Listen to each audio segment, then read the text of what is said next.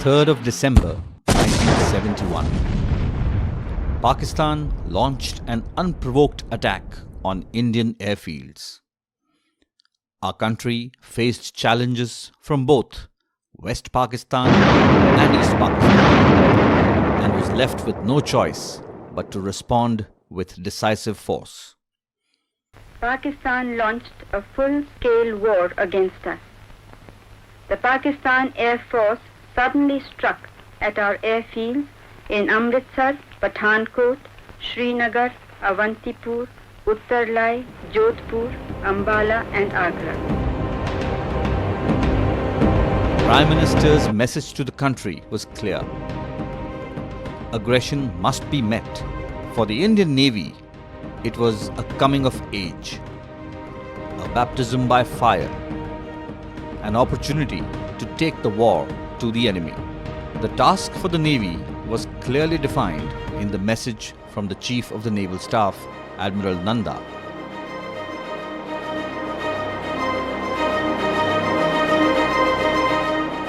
The commander on the western seaboard, Vice Admiral S.N. Kohli, was directed to send a bold and spirited naval force into harm's way to destroy enemy units and harbour installations. The units chosen for this task were the newly commissioned Osa-class missile boats of the 25th Missile Vessel Squadron. Though designed for coastal defence, these missile boats packed a formidable punch if deployed audaciously with ingenuity and daring, and emphasis on surprise and perfect timing. What followed became a glorious chapter in the history of the Indian Navy.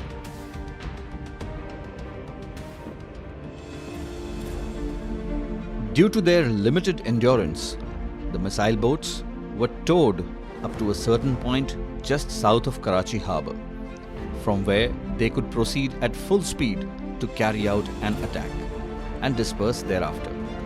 The crew of these missile boats had just returned after training in the erstwhile USSR and were fluent in the Russian language.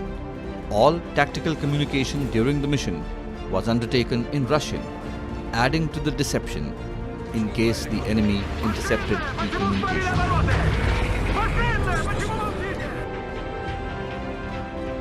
The ships headed north in an arrowhead formation, hugging the Saurashtra coast before breaking out.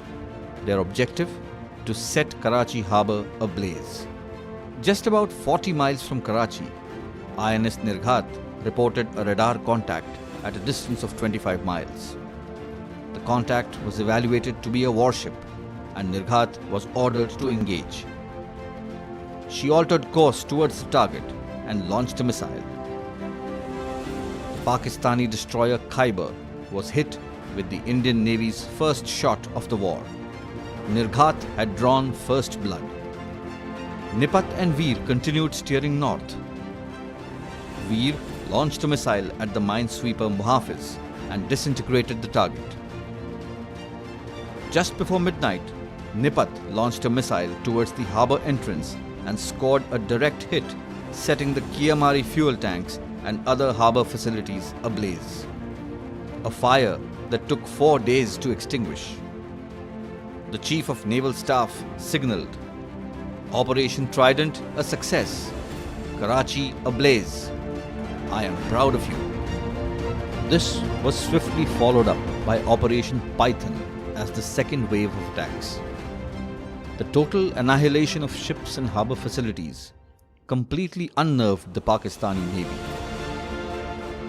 In a panic, they recalled all their major surface combatants to harbour. The success of these attacks had a dramatic effect on the war. The Indian Navy had accomplished the assigned task in style, and within the next few days of the war, a naval blockade was also imposed. Meanwhile, on the Eastern Front, the heroic actions of the naval units led by the aircraft carrier INS Vikrant ensured that the Indian Navy achieved control of the seas around both wings of Pakistan and scored an emphatic victory at sea. The The country finally tasted triumph when General A.K. Niazi capitulated on the Eastern Front and signed the Instrument of Surrender on the 16th of December 1971. The stunning success of the Indian Navy's Operation Trident brought glory to the service, and the 4th of December is fittingly commemorated as the Navy Day, the day when Karachi was set ablaze.